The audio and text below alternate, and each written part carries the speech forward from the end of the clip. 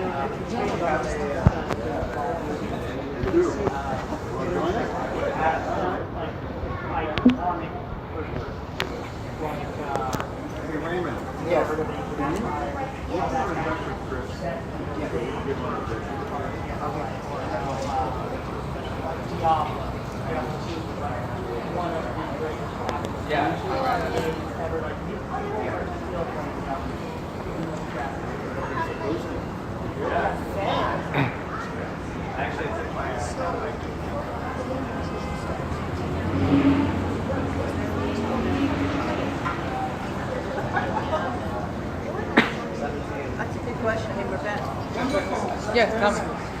We're starting to. It's not really rocks.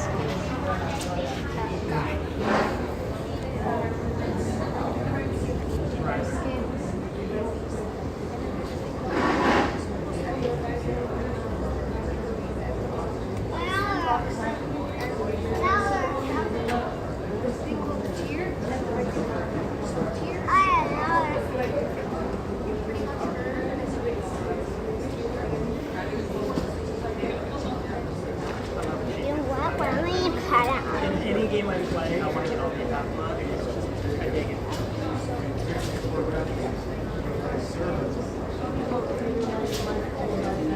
Oh yeah. I love this game. The thing is, have you ever heard the phrase pay to win? There's a lot of games that are broken that way, in that, yeah, you can earn the currency, or by grinding out. But then a lot of people who just pump money in and skip right ahead, and so those are called pay to win. I don't mind if a game wants to monetize cosmetics like skin and things like that. Like, that's cool if people want to put money into that. So, I'll give you an example. Like, I used to play Warfare, right? And they introduced later on, like, you can buy mounts, pets, anywhere you can transport people. That's fine if you just want to make some money on it. It doesn't affect the actual game. And that's the core to me. I don't mind spending money on games, but if I'm going to spend money on a game, I want to either buy the game or a DLC content. It's not that, like Stan, he loves not spending money to level up.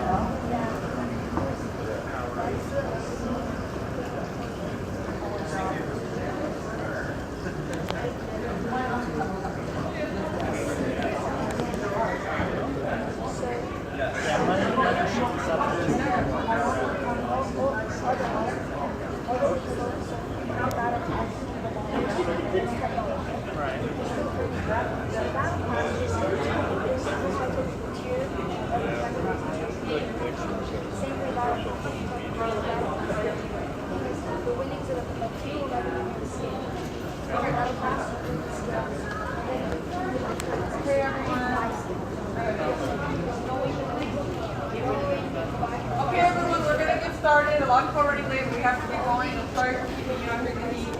Can we just get a little closer? Yeah, Ali? Yes. Just everybody get a little closer, just over here. So, as you know, obviously CA-39 is an extremely important seat to win. We had people that were outside of Edwards' office for about a year, right? Just so we can have that opportunity to have that seat and take away some of that power from the administration.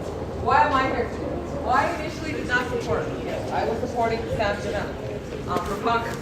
And that's the thing with the Democratic Party. People get too caught up with who they were supporting and get upset that they don't get the bigger picture. What's the bigger picture? Preach. The bigger picture is this is a war, and we need to get more Democrats in a seat, especially in Congress. That is the only way we can beat the orange man in the White House. That is the only way.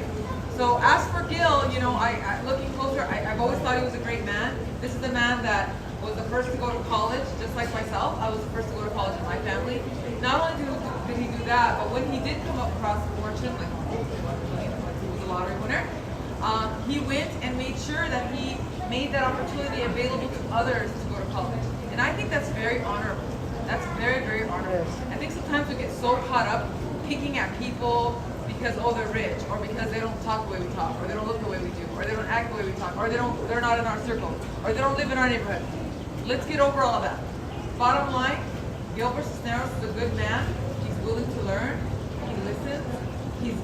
He himself just understands the idea of struggle. Trust me, being the first of my family to go to college, we get it. We're hard workers. He served our country, so we fought for our freedoms that we care for so much.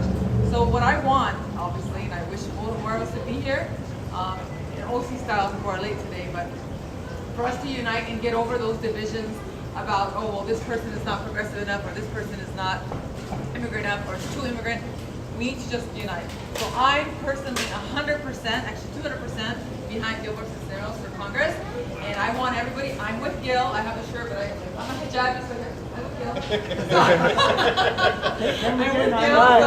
I'm with Gil, and I want everybody else to be with him too. I would love you guys to do or not, post events for him. If there's an event, a big community event, invite him to those events. And ultimately, if we do not unite, and I don't believe we're united still, the CA-39, if we don't unite, we will lose the seat. Not because of him, because of us. Okay? So I want you to give a big, big round of applause to our next Congressman, Gilbert Cisneros.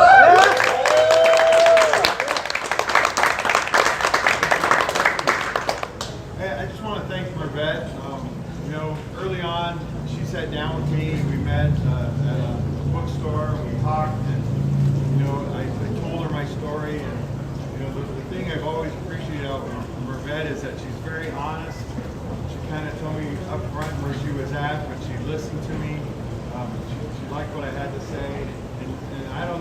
anybody who in this district who's been working harder than her and doing everything that she can in her power, to make sure that we elect good people and she's out there supporting good candidates that are going to go and be effective and do things for us in office. So I am Gil Cisneros, and I am running for Congress. I am your Democratic nominee in the 39th Congressional District here. So That's right, yeah! Okay. my life has really been about service, and it starts with my family. My grandfathers were World War II veterans. My dad was a Vietnam veteran. I had uncles that were also served in Vietnam. But I joined the military right out of high school, not only to follow in their footsteps, but as you said, I thought at that time it gave me my best opportunity to move my life forward. Because nobody in my family had gone to college. My mom, in fact, most of her siblings didn't even graduate from high school.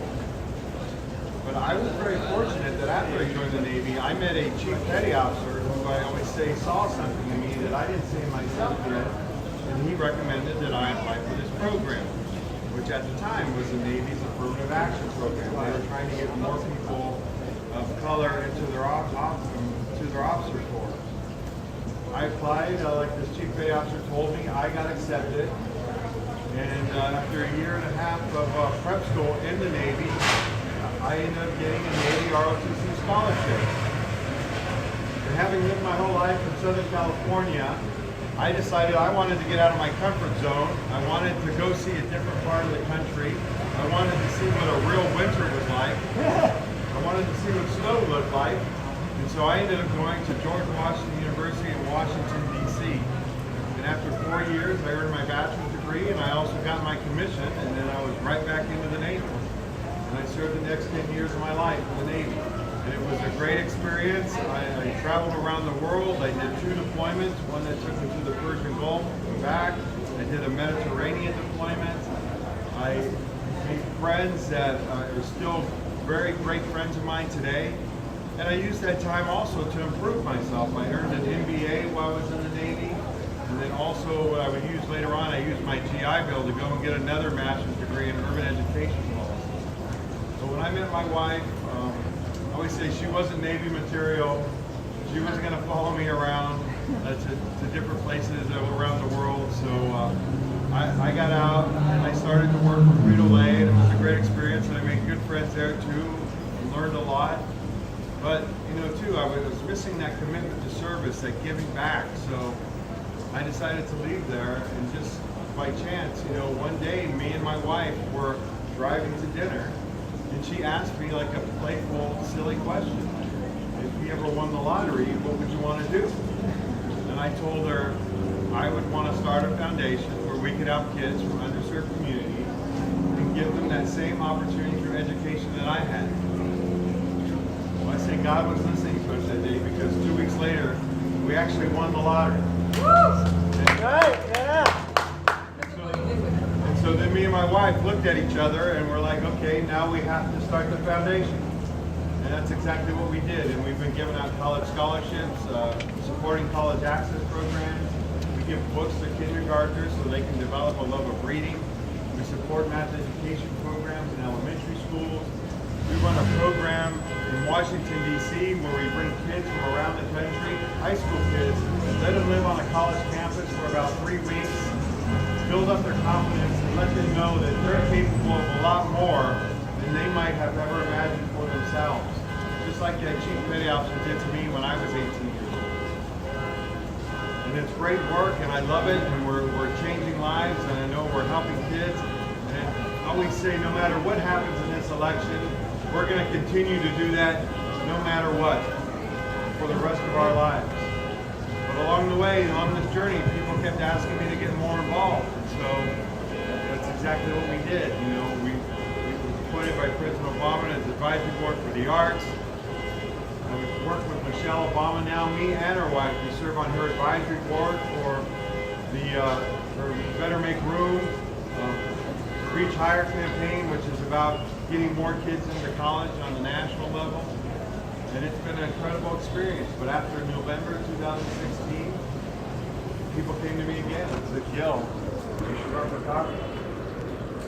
And I sat down with my wife, and we talked about a lot of the issues that were important to us, like education and healthcare, immigration reform, common sense gun legislation.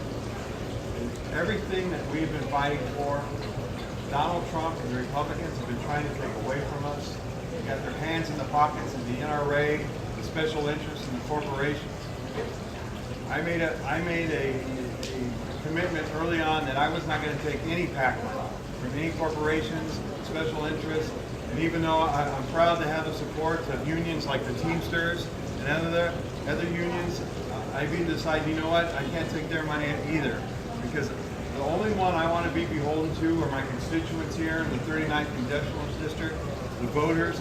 That's who I want to work for, that's who I want to support, and that's why I decided not to take any PAC money. So,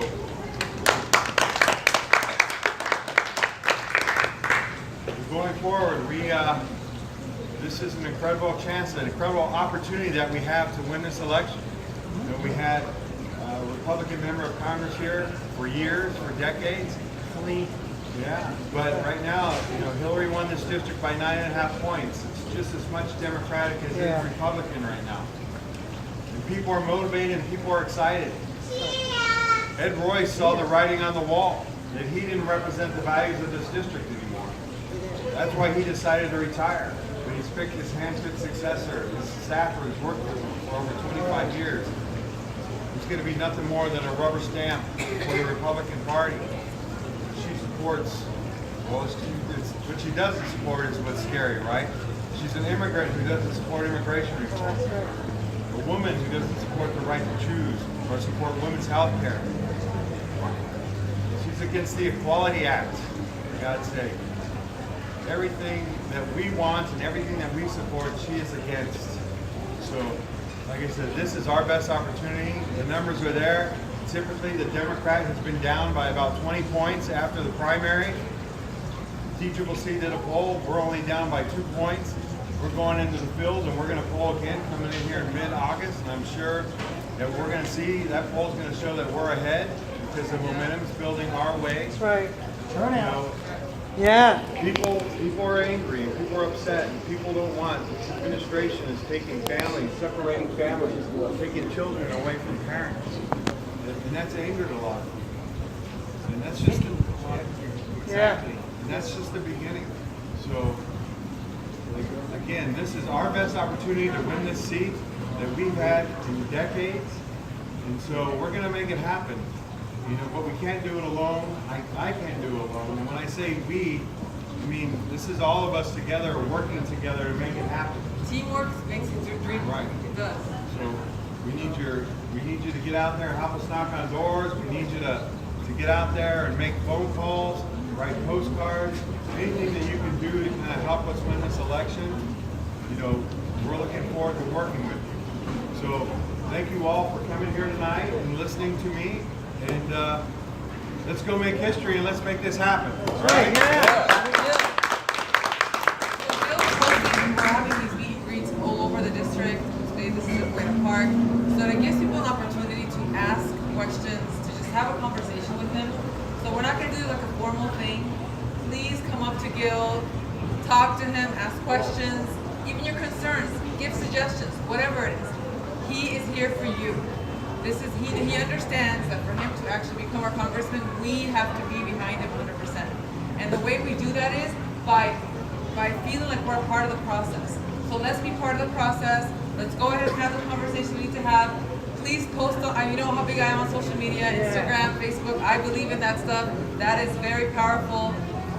Connor Trout, incredible. By the way, let's give a big round of applause to him.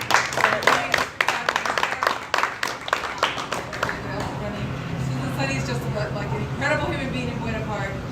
You're a big round of applause. She's running in Irvine. She's absolutely incredible. Anyway, so please have the conversations, take a photo of that. I'm ready. No, you're ready. I'm ready for the Harbor School Board. Oh, yay! Okay, so give that Rogers. Anyway, please have the conversations, post about this, talk about this. If you meet any of the Sam or Andy or Dr. Mike Tran, any supporters, tell them, let's get together. those candidates themselves, like I've had conversations with each one of them, have told me we're behind Gil.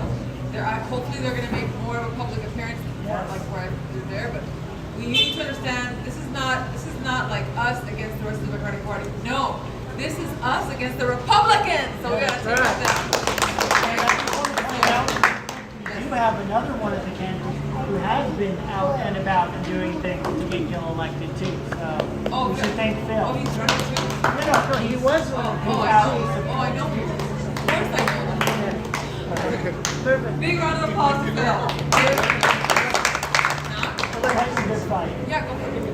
Yeah, and as a teamster representing over 1.5 million teamsters across the country, we're big in service, we're big in veteran, we're big in making a difference in people's lives, and we don't give our endorsement lightly, we don't support people lightly. Gil is being our candidate because Gil is big on everything. He wants to make a better tomorrow for all. Veterans is his dream, it's his thing. He works every day to make a better tomorrow for all veterans. I serve in the employment training panel of the state of California. We work closely with him to make sure that every penny that we give goes to veterans, make their life better. So if you have a family member who's a veteran, make sure you let them know that Gil is the candidate. Go to vote, bring somebody else with you. We need him in. Veterans need him, labor need him, communities need him. She's running in District 1. She's running off there. She'll come right back. Give her a big round of applause. And tell her, so these are really active members of Buena Park, extremely active. But people, like I'm serious. We all need to be behind Gil. I'm serious about this. So I'm just gonna go after him with my heels.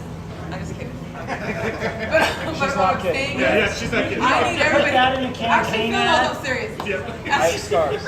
So I'm serious. We all need to support him. I'm beyond serious about this. I want to see you guys door knocking. I want you guys to talk about Gil, posting about Gil, telling your neighbors, telling everyone. I have 2 signs in front of my house. 2.